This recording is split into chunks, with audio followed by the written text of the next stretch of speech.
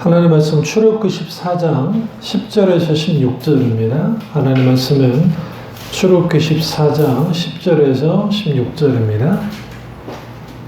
출애굽기 14장 10절에서 16절입니다. 바로가 가까이 올 때 이스라엘 자손이 눈을 들어본즉 애굽 사람들이 자기들 뒤에 이른지라 이스라엘 자손이 심히 두려워하여 여호와께 부르짖고 그들이 또 모세에게 이르되 애굽에 매장지가 없어서 당신이 우리를 이끌어내어 이 광야에서 죽게 하느냐 어찌하여 당신이 우리를 애굽에서 이끌어내어 우리에게 이같이 하느냐 우리가 애굽에서 당신에게 이른 말이 이것이 아니냐 이르기를 우리를 내버려 두라 우리가 애굽 사람을 섬길 것이라 하지 아니하였더냐 애굽 사람을 섬기는 것이 광야에서 죽는 것보다 낫겠노라. 모세가 백성에게 이르되 너희는 두려워하지 말고 가만히 있어서 여호와께서 오늘 너희를 위하여 행하신 구원을 보라. 너희가 오늘 본 애굽 사람을 영원히 다시 보지 아니하리라. 여호와께서 너희를 위하여 싸우시리니 너희는 가만히 있을지니라. 여호와께서 모세에게 이르시되 너는 어찌하여 내게 부르짖느냐 이스라엘 자손에게 명하여 앞으로 나아가게 하고 지팡이를 들고 손을 바다 위로 내밀어 그것이 갈라지게 하라. 이스라엘 자손이 바다 가운데 마른 땅으로 행하리라. 아멘. 말씀 제목은 하나님 크기의 역사라는 제목으로 말씀 나누도록 하겠습니다. 하나님 크기의 역사라는 제목으로 말씀 나누도록 하겠습니다. 우리가 하나님 그분이 어떤 분이신가, 어떤 크기를 갖고 계시는 분인가 라고 하는 것은 우리가 하나님을 아는 만큼 그 하나님을 알게 되어지고 그리고 우리가 보여진 그 하나님이 내게 있어서 어떤 하나님인지가 결정이 됩니다. 그래서 하나님을 아는 만큼 사랑하고 하나님을 사랑하는 만큼 하나님을 신뢰하게 됩니다. 그래서 신앙의 싸움은 하나님을 아는 싸움이에요. 내게 있어서 하나님이 어떤 하나님인가? 나의 환경, 나의 문제, 나의 어떤 나 자신 그랬을 때 내게 살아서 역사하신 하나님이라고 한다면 그 하나님이 여전히 크고 강하신 하나님이지만 문제는 오늘 이스라엘 백성들처럼 하나님 그분이 그들에게서는 아무 쓸데가 없는 그저 그런 하나님이 되어버린다라는 거예요. 그래서 우리가 하나님께 영광을 돌리는 삶을 산다 할 때에 말로만 하나님 영광을 드립니다. 그게 중요한 게 아니고 우리 삶의 현장에서 하나님 살아계심을 드러내는 것, 그것이 영광을 드러내는 것이고 또 하나는 하나님 크기의 역사가 우리 가운데 있을 때 비로소 하나님 되심이 드러납니다. 그래서 우리가 하나님 그분의 본성, 그분의 성품, 하나님의 계획과 방법, 그분의 사랑의 길이와 높이와 넓이와 그 다음에 그 폭 등이 이런 것들이 얼마나 크고 놀라운지를 우리가 알려면 성령께서 우리로 하여금 인격지신 하나님을 경험하고 알도록 하셔야 됩니다. 문제는 오늘날 우리가 하나님 그분이 내게 있어서 기가 막히게 크신 분이면 좋겠는데 그 하나님이 기가 막히게 작을 때가 있다는 거예요. 그래서 저 책 제목 가운데 기가 막히게 크신 하나님이라는 책이 있어요. 그 외국분이 쓰신 건데 그런데 역설적이게도 그 하나님이 기가 막히게 작다라는 겁니다. 그렇다고 한다면 왜 이렇게 하나님은 작은 하나님이 되어버렸는가? 사실은 그분은 작지 않으시고 역사를 주관하시고 오늘 이 모든 것들을 주님이 주도하시고 주님이 모든 것을 끝장낼 결정을 하신 이 사건 속에서 주인공이라 할 수 있는 모세와 이스라엘 백성들 그들은 하나같이 하나님 하신 일들에 대해서 이제 서로 다른 관점 이스라엘 백성은 죽을 데가 없어서 이쪽으로 데려왔느냐라는 관점 모세는 하나님의 관점에서 두려워할 필요 없다 하나님께서 이 부분을 이제 다 처리하실 것이다 라는 믿음을 갖고 있었습니다. 이 간격이 무엇을 결정하느냐 현재 상황을 결정을 해요.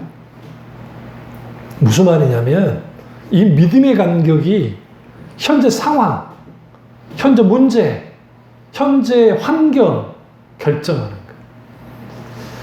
거예요. 여기에서 결국은 내가 하나님을 믿어요. 근데 여기서 중요한 게 있어요. 하나님을 믿는데 우리에게서 문제가 되는 상황이 있고, 그러면 두 가지 방법밖에 없어요. 모든 사람에게는. 사람의 경험과 상식에 의해서 문제를 해결하는 방법이 있고, 다른 하나는 하나님의 해결하는 방법이 있습니다. 그러면 우리가 오늘 조금 네 부분에서 한번 볼 텐데, 첫째는 아브라함과 사라를 보시면 그들의 문제 상황은 아들이 없는 것과 땅이 없는 겁니다. 그러니까 아들이 없다, 땅 한 평도 없다 라는 거였습니다. 그러면 사람의 경험과 상식으로는 어떻게 문제를 해결해야 될까요? 당연히 더 늙기 전에 젊은 여자를 취해서라도 아이를 낳자. 그게 하가를 취했잖아요. 첫 번째. 두 번째는 엘레스리라고 하는 친자식과 같은 종이 있으니까 그에게 주자라는 방법. 땅의 문제는 갈대아 우르에서 땅을 팔고 나왔기 때문에 사실은 아브라함은 부자입니다. 근데 고대 시대에서 문제가 되는 게 뭐냐면, 고대 시대에는 땅을 돈 주고 사고 파는 경우가 거의 없어요. 왜냐하면 오늘날처럼 뭐 해외에 투자, 그러니까 중국 같은 경우에는 그 사용권을 얻는 것이지 땅을 사는 게 아니에요. 이스라엘도 영토가 작잖아요. 그러니까 50년 사용, 100년 사용을 하는 거예요. 그러니까 땅을 사는 경우가 없어요. 근데 우리나라는 조상 대대로 농사를 지었기 때문에 우리는 땅을 사요.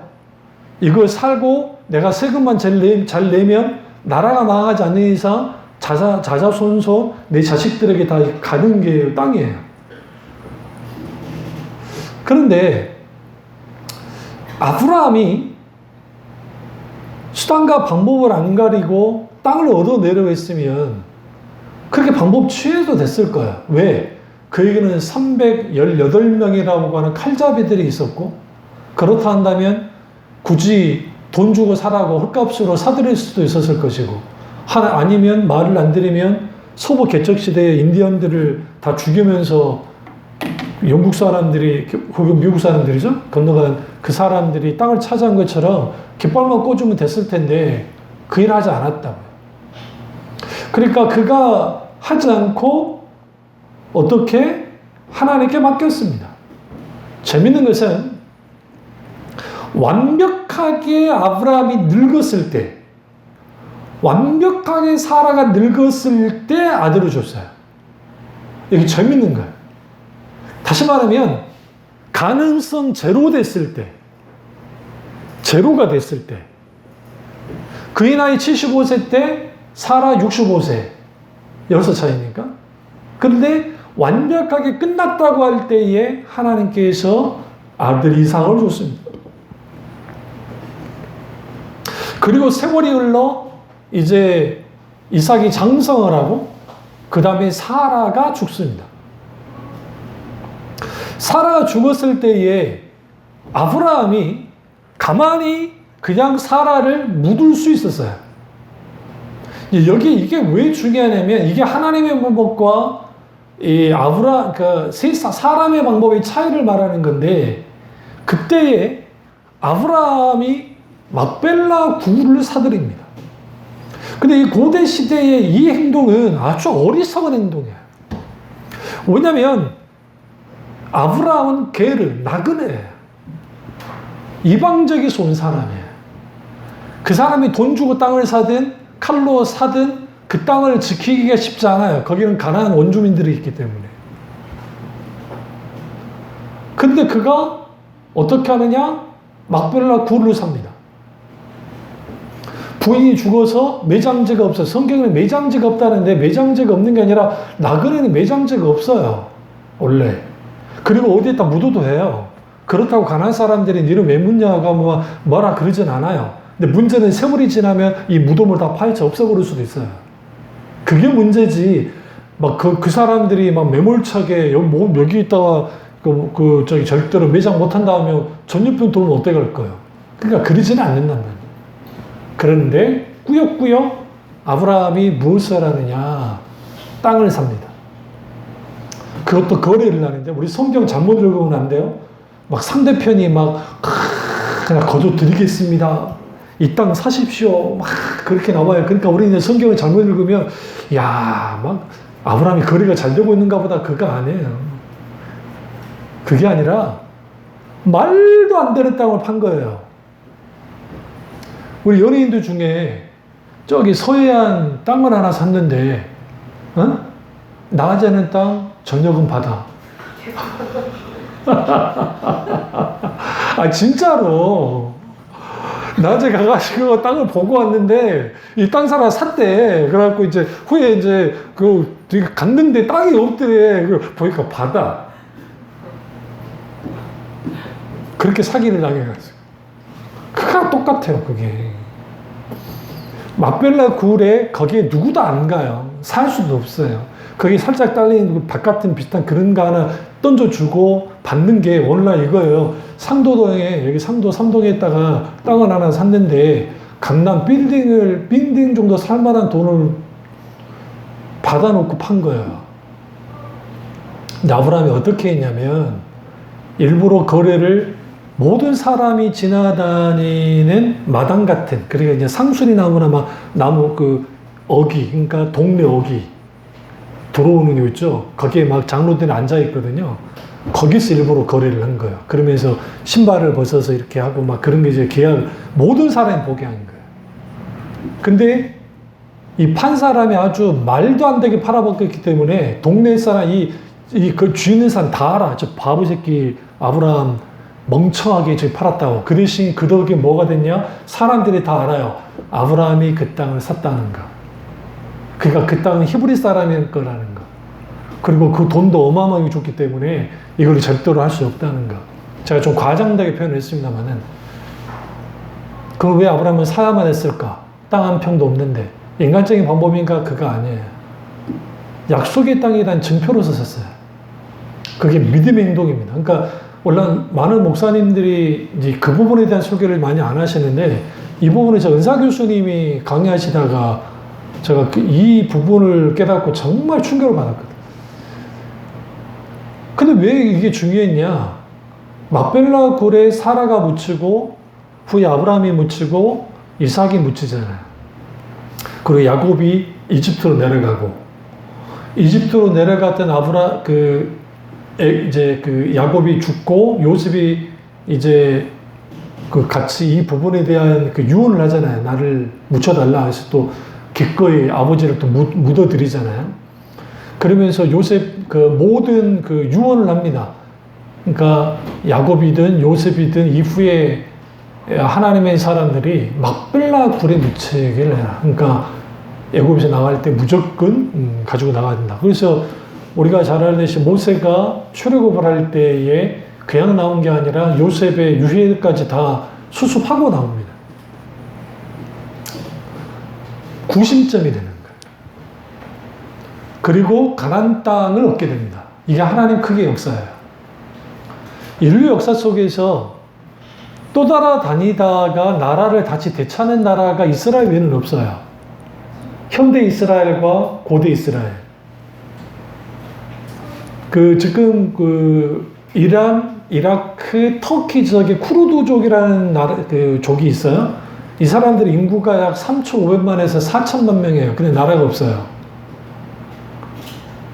아니, 그 정도 인구면 충분히 나라 만들어야 되잖아요. 근데 이란에도 있고, 이란에도 있고, 터키에도 있고, 이라크 지역에도 있어요. 쿠르드족이. 이 사람들이 나라를 만들고 싶은데 못 만들어. 각 나라마다 이해관계가 있어가지고. 그런 면에서 하나님의 크게 역사를 하시는데 어떤 사람들에게 하나님의 크게 역사를 하시냐라는 거예요. 그래서 결국은 하나님, 성경에서 말한 하나님을 있는 그들의 하나님을 알고 믿는 사람이에요. 그 사람의 삶 속에서, 생활 속에서 살아서 역사하시는 하나님을 경험하는 사람들, 그들 가운데 하나님이 역사하십니다. 모세와 이스라엘 백성들이요, 오늘 홍해가 앞을 가로막고 있습니다. 이게 문제 상황이잖아요. 그럼 여기서 두 가지 방법밖에 없어요. 인간적인 수단과 방법은 죽기 살기로 싸우자. 첫 번째 방법. 다른 방법은 오늘 이들이 말한 것처럼 항복하고 이집트로 돌아가자. 노예가 되자. 자, 이 방법밖에 없는 거예요. 근데 하나님은 해결 방법을 어떻게 하셨느냐? 홍해를 갈라서 그들을 죽이려고 하는 누구를? 이집트 군대를 몰살시키는 것이다. 여기에서 하나님의 방법, 하나님의 계획과 우리의 계획과 방법이 다른 경우가 많다는 거예요.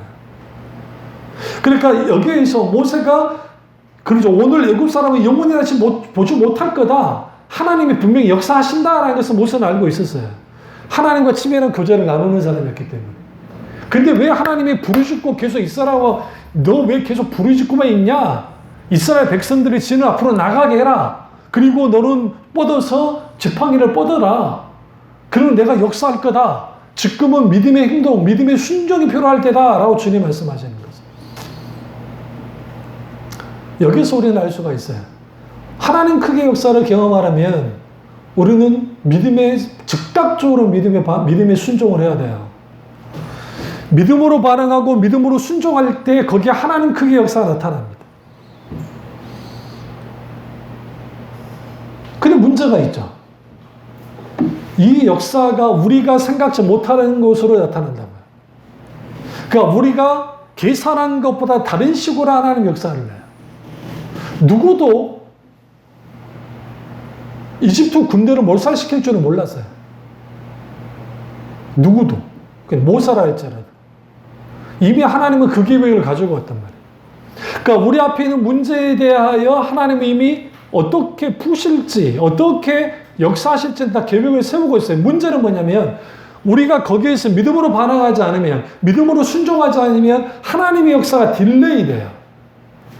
늦춰져요. 이 경우가 있고 또 하나는 심판도 늦춰지기도 해요. 믿음으로 반응하면. 이게 굉장히 중요해요. 여호사밧이 하나님께 믿음으로 반응했기 때문에 성경이 뭐라고 그래요? 연장을 시켜줬다고요. 이 나라를 멸망시키려 내가 결정을 했는데 그 후에 여호사밧이 울어요. 하나님 앞에. 내가 니네를 멸망시킬 거라니까 막 여호사밧이 후에 막 운다고 하나님 앞에. 그러니까 내가 너를 생각해서 내가 유보하겠다. 유보가 되죠. 또 하나는 니느웨, 요나가 니느웨에서 복음을 전하니까 거기에 심판이 유보되어져서 약 98년 후에, 약 100년 후에 니느웨가 멸망을 해요.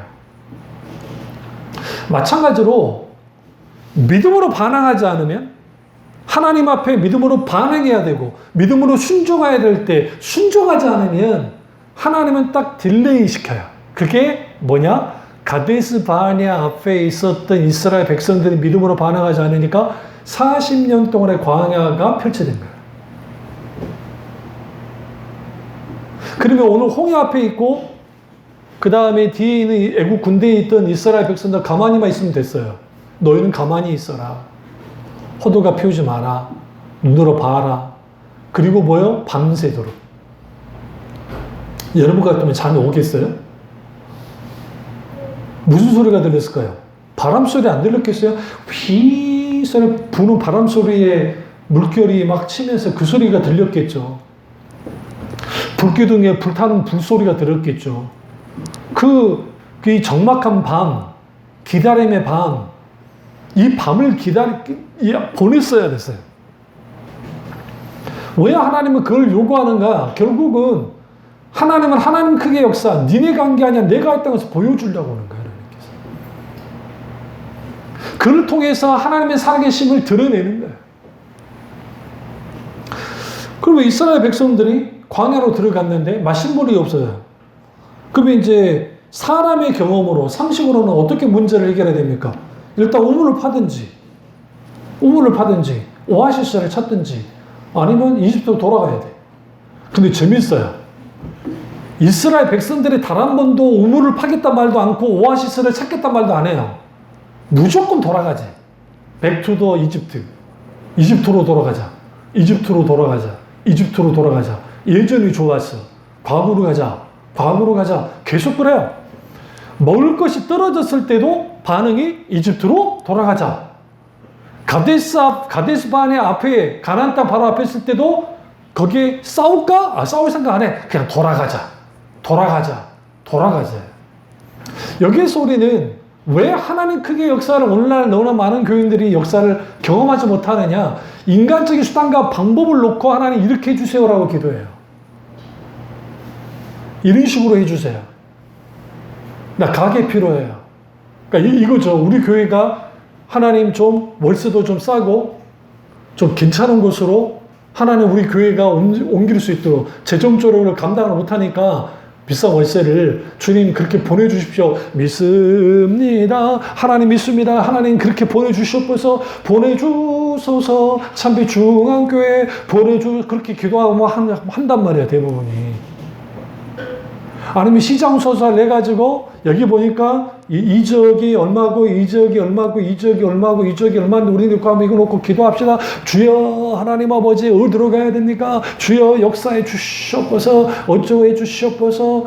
그렇게 해가지고 그쪽으로 만약 움직이는 그것이 하나님 뜻입니까? 내가 다 해놓고 그거 하지 말라는 게 아니에요. 어떤 것은 분별하고 어떻게 돌아가는 상황을 아는 것까지는 좋아요. 그건 나쁜 게 아니니까. 왜 정탐꾼을 보낸 것은 정당하고 옳은 거예요. 근데 하나님이 원하는 것은 왜 정탐꾼을 보냈을까요? 좀 생각 안 해보셨어요? 그렇다면 왜 12명이나 보냈을까요? 정탐꾼을 보낸 이유가 뭘까요? 가봐. 얼마나 강한 줄 아니? 그 땅 얼마나 좋은 줄 아니? 갖고 싶지. 갖고 싶으니까 니네들 열심히 싸워? 그러려고 보낸 걸까요? 믿음을 시험하려고. 그들을 테스트하기 위함에서. 그들을 어떻게 반응하는지. 신앙생활을 할 때에 하나님께로부터 얻는 것이 좋아서 가나안 땅이 좋아. 가나안 땅만 얻기를 원해. 하나님 그걸 바라지 않았어요. 하나님이 원하는 것은 이스라엘 백성이, 그러니까 이스라엘이 하나님의 백성이 되는 거예요. 하나님은 그들의 아버지 되시고 왕이 되시고 이스라엘 백성들은 아버지 하나님의 백성이 되어지는 아들이 되어지는 관계. 그러기를 원하는데 그들은 땅만을 원하는 거예요. 그러니까 그들은 땅만 보고 왔어요. 땅만 보고 왔으니까 당연히 사람도 보였겠죠. 그래서 처음에는 그 땅 좋다 그랬잖아요. 그 땅 참 좋더라. 우리 포도 송이 좀 봐. 얼마나 대단하냐. 그러다가 계속 가면 갈수록 그쪽 사람들이 너무 강해. 우리는 이길 수 없어. 우리는 어떻게 해야 될까? 결국 우리는 못해. 모세와 아론 니네들 뭐 하려고 우리를 여기로 데려왔냐? 하면서 대적하면서 지도자 하나 세워가지고 이집트로 돌아가자. 그게 이제 자기들 방법이에요. 그러면 하나님은 어떤 방법을 하시는가? 마실 물이 없을 때 바위에서 물을 냈어요. 반석에서. 썩은 물을 단물로 바꿨어요. 그리고 하늘에서 만나를 내렸어요. 육해공군이에요. 바다, 물. 홍해 갈랐죠. 하늘에서 만나가 내리죠. 이런 일이 어디 있어요? 성경 역사 속에 육해공군으로서 역사해 준 지 어디 있냐고요? 이 시대 외에. 그럼에도 불구하고 여전히 불신앙 가운데 있었어요. 그들에게서는 여전히 하나님은 작은 하나님이에요. 왜? 크신 하나님을 경험하긴 했는데 경험하기는 그때뿐인 거예요. 왜 그때뿐일까요? 이 모든 결과가 믿음의 반응으로 생긴 게 아니니까. 하나님 은혜 가운데 되어진 거니까. 순종으로 된 게 아니고 불순종 가운데서도 그들을 향한 하나님의 놀라운 은혜 가운데 되어진 거니까. 그래서 우리가 많은 사람들이 신앙생활 하면서 영적으로 자라나지 못하는 가장 근본적인 이유는 뭐냐면 본인 자신이 중보기도를 하면서 믿음으로 순종하면서 거기에서 정말 진정한 믿음의 승리를 하면 좋겠는데 어떤 제3자, 목사님이나 누구나 중보기도를 통해서 이렇게 이겨나가는 그런 식으로 신앙생활 하는 사람들 꽤 많아요. 자신은 기도를 하지 않고. 그러다 보니까 의존적이 되죠. 그래서 카리스마가 강한 목사님들을, 교회를, 사람들을 선호한 이유가 뭐냐면 그 목사님이 시원시원해요. 됩니다. 다 되는 거야. 믿음을 하면 되는 것이고 믿으시면 아멘. 안 되는 거 우리가 기도하지 않아서 그래. 더 기도해. 더 부르짖어. 더 주님께 나와. 더 매달리면 돼. 우리의 믿음을 보여. 하나님은 우리에게 역사하신다니까. 그것이 교회 사이즈까지 커지면 그게 더 믿음직해요. 왜? 우리 교회는 이렇게 커. 근데 빚이 500억이야. 응? 우리나라 이름께나 알려진 교회들의 상당수 수백억씩 다 빚이 있어요. 어떤 교회는 천억 가까이 있는 빚이 있는 교회도 있어요. 무리하게 확장하면서 그 교회를 지어가지고. 근데 감당할 수 있으니까 저 감당하고 있는 거예요. 근데 그게 거기에 들어갈 돈을 만약에 6만 5천의 교회에 있는 약한 교회들을 큰 교회들이 연합해서 도왔다고 한다면 오늘날 많은 교회들이 다시 정말 재정적이든 뭐든 잘 섰을 거야. 근데 커면 되거든요. 크고 이거 다 좋으면 다 되는 거니까. 인간적인 수단과 방법으로는 결국은 이집트로 돌아가는 것밖에 없어요. 기도원 볼까요? 기도원이 이제 문제 상황이죠. 미디안 족속이 쳐들어와가지고 수탈하고 막 핍박을 해요. 미디안 족속 언제 쳐들어오느냐? 추수할 때. 이 나쁜 놈들이 추수할 때만 되면 와요. 우리는 뭐 일제치하에 정말 친일파 이 사람들이 뭐 우리나라를 도왔다 이렇게 말도 안 되는 게 일본인이 그 우리나라에 있는 쌀을 수탈할 때 군산을 통해서 주로 많이 가져갔어요. 근데 그때 우리나라가 이제 막 곡창지대가 전라도에 많잖아요. 그러니까 어마어마한 쌀을 가져간 거예요. 일본으로.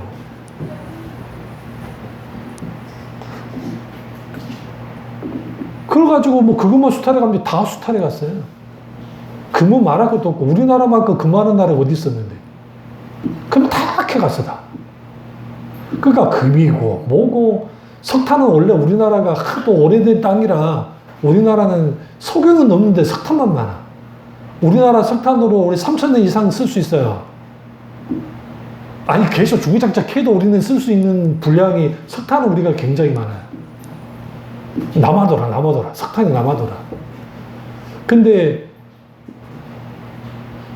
미디안이 쳐들어와서 할 때에 인간적인 방법으로는 어떻게 해요?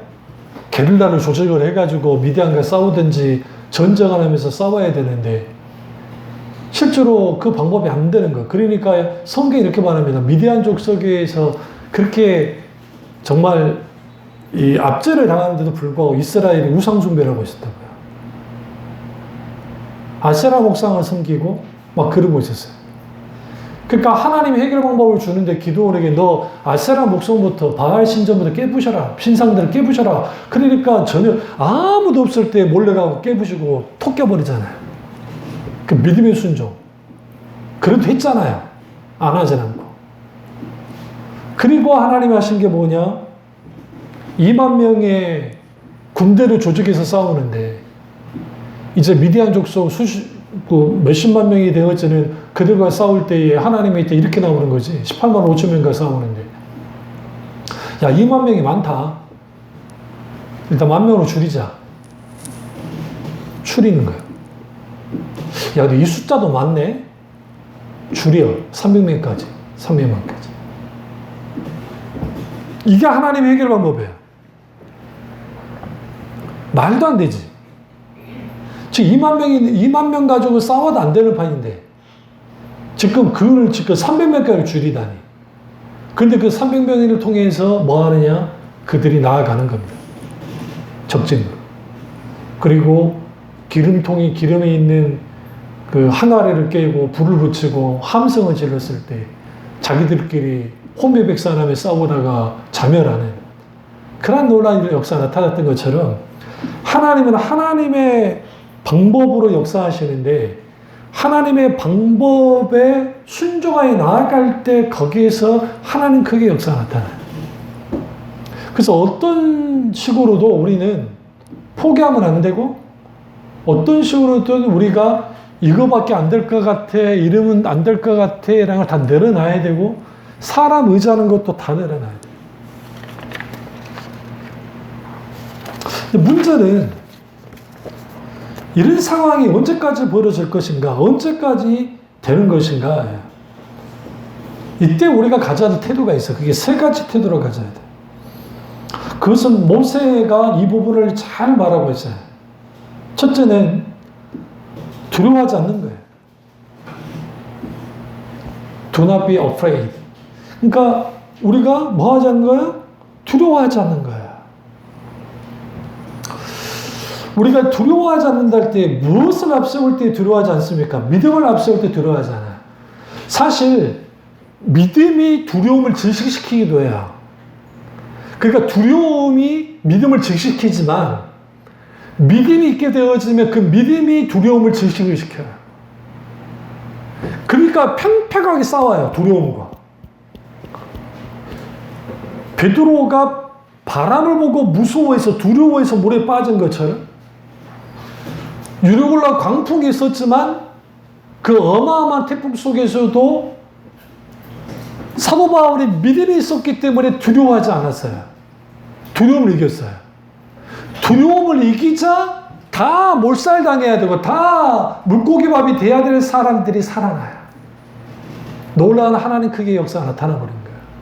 백부장이 보고 놀리죠. 어떻게 이런 역사가 나타날 수 있는가. 마찬가지로 우리가 두려워하지 말아요. 왜 우리는 두려워하는 것인가? 두려움의 뿌리는 하나님에 대한 신뢰 부족이에요. 하나님에 대한 신뢰 부족이 생긴 이유는 우리의 경험, 우리의 계산, 우리의 생각, 이걸 아무리 봐도 이게 결론이 안 나. 안 될 것 같아. 희망이 없어. 이거 안 될 것 같은데. 어떻게 하면 될까? 그러니까 하나님께 나가야죠. 그리고 방랑 부르짖어야죠. 단순히 내 문제를 해결함이 아니라 하나님이 내게 있어서 나를 만져주셔서 이 모든 상황에 대해 하나님이 모든 통제권을 하나님이 가지셔야 된다고요. 내가 갖는 게 아니라. 하나님이 나의 모든 상황과 환경과 문제에 대한 통제권을 하나님이 가지십시오. 그러니까 모세가 뭐라 하니까 너희는 가만히 있으라고 그러잖아요. 두 번째, 가만히 있는 거예요. 이거는 뭐냐? 하나님께 나의 통제권을 내어드리는 거예요. 재밌는 것은 여기서 가만히 서 있으라라는 표현이 그냥 가만히 서 있는다는 표현이 아니에요. 멍하니 가만히 있으라. 기계들처럼.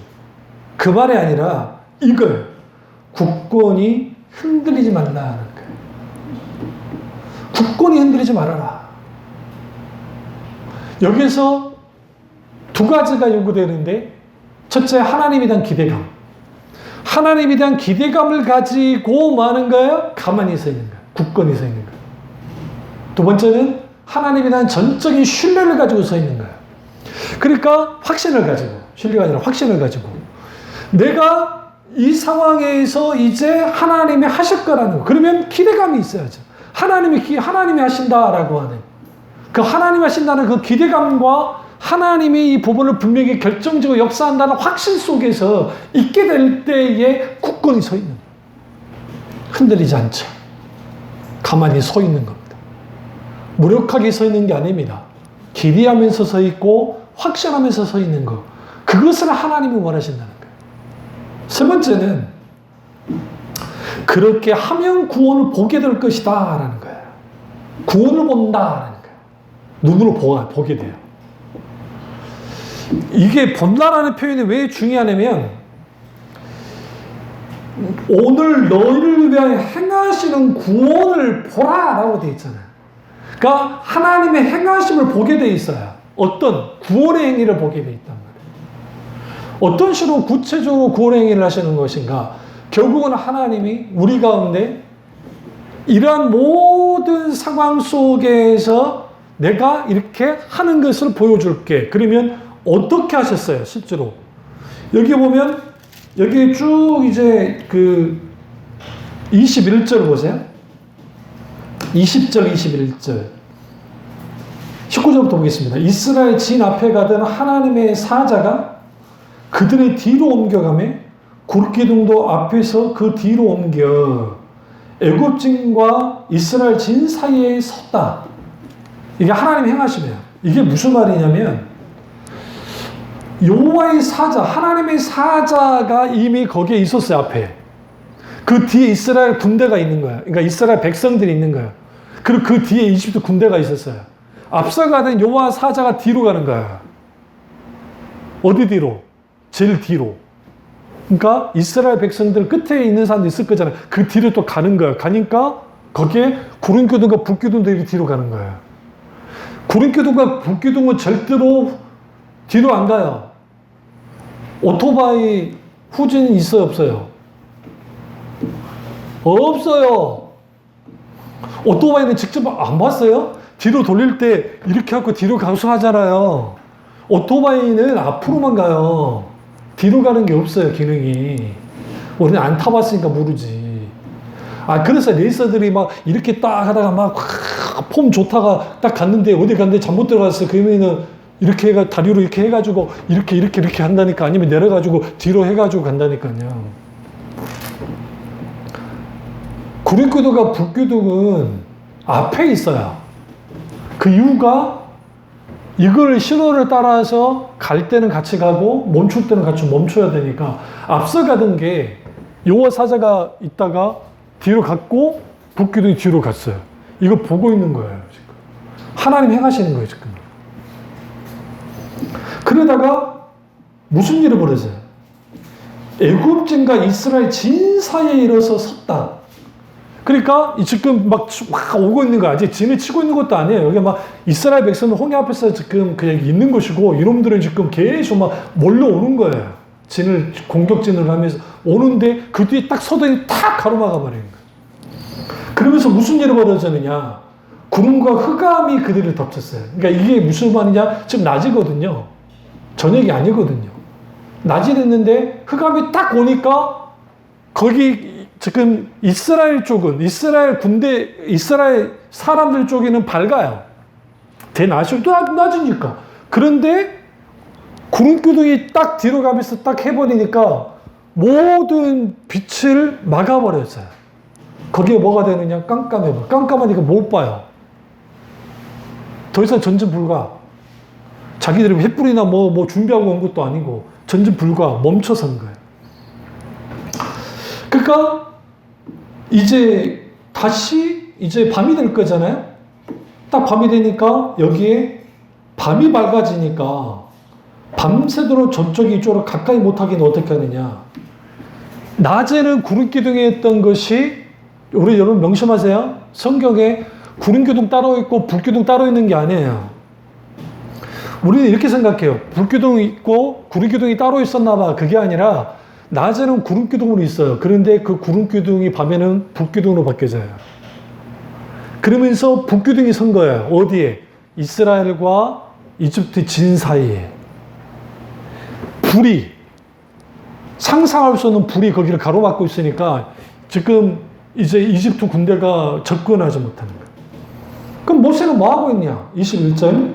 모세가 바다 위로 손을 내밀매 여호와 큰 동풍을 밤새도록 바다에 불게 하셨어.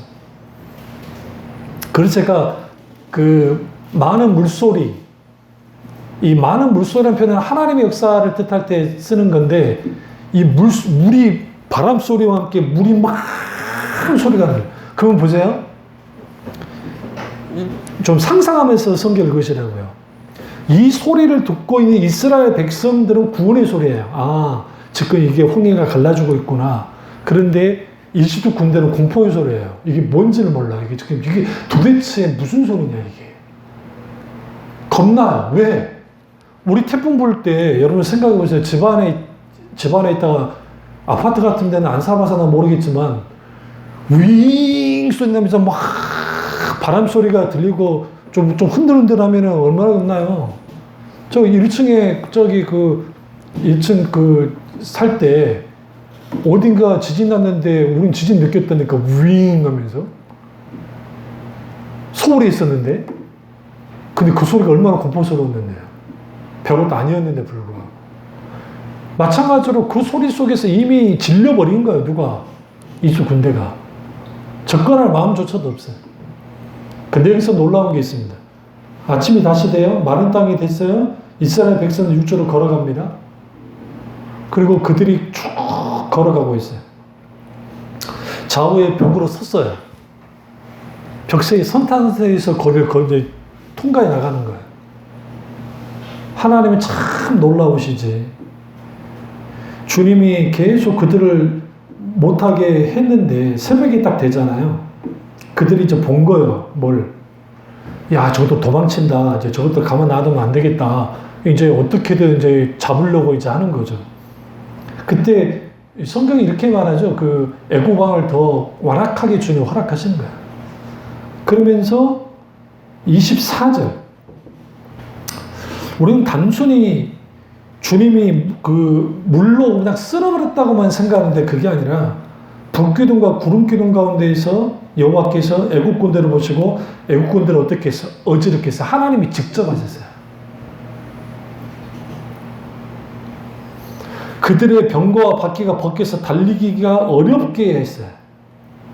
그러니까 상상하세요. 우리가 완전히 다 건넌 다음에 그들을 쫓아간 게 아니에요. 근데 그들이 쫓아갔다는 말은 무슨 말이냐면 쫓아갈 수 있도록 주님이 터준 거야. 북기둥과 구름기둥으로 터버린 거야. 그러니까 갈 수 있겠다 하고 갔는데 하나님께서 어떻게 북기둥과 구름기둥 사이에 딱 주님이 직접 친 거야. 하나님이.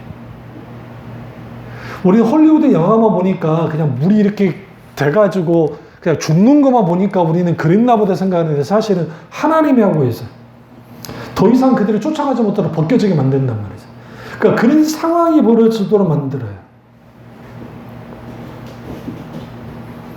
그러면 성경이 이렇게 말하죠. 25절 쭉 읽어볼게요. 그들의 병거가 바퀴를 벗겨서 달리기가 어렵게 하시니 애굽 사람들이 이래 이스라엘 앞에서 우리가 도망하자. 첫 번째. 두 번째, 여호와가 그들을 위하여 싸워 이스라엘 애굽 사람들을 치는도다. 누가 쳤어요? 하나님이 쳤어요. 하나님의 구원을 보라라고 할 때 하나님이 행하시는 구원을 봐야 돼요. 우리가 하나님 크기의 역사가 나타나려면 우리는 이 두려움의 문제를 믿음으로 해결해야 되고 굳건히 서야 돼요. 뭘 가지고? 주님에 대한 기대감과 주님에 대한 확신을 가지고 서야 돼요. 그리고 하나님의 행하심을 봐야 돼요. 그것은 믿음의 순종으로 나아갈 때 가능해요. 믿음으로 한 걸음 한 걸음 순종하게 나아갈 때에 내가 보기에 분명하게 이런 역사, 이런 게 일어나지 않을 것 같아 일어나요. 때로는 하나님이 갑자기 그랬잖아요. 제가 말씀드렸잖아요. 하나님은 사람을 통해서 역사한 경우가 많다고. 저는 완악하고 정말 돕지 않을 것 같은 그런 사람이 내게 도움이 되기도 해요.